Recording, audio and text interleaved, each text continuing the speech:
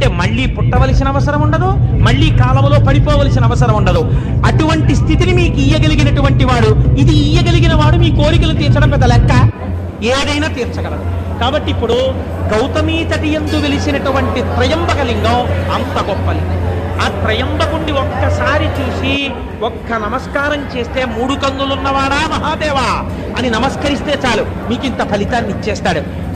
ఇంతటి మహాపురుషుడై లోకమునందు ద్వంద్వభావనలు లేకుండా అంతటా ఈశ్వరుణ్ణే చూస్తూ శంభులింగ ఆరాధనా ఫలితముగా జీవితమును అలా మార్చుకుని భగవంతుణ్ణి భూమి మీదకి తీసుకొచ్చి తన విరోధుల్ని ఈశ్వరుడు తిట్టేంత కోపం ఆయనకి కల్పించి ఒక నది ప్రవహించేటట్టు చేసి ఆనాటి నుంచి ఈనాటి వరకు మన వరకు బతుకుతున్నామంటే, ఇన్ని క్షేత్రాలు వచ్చాయంటే కారకుడైన మహాపురుషుడైన గౌతముణ్ణి మనం ఇవాళ స్మరించగలిగాం. అటువంటి త్రయంబకలింగం గురించి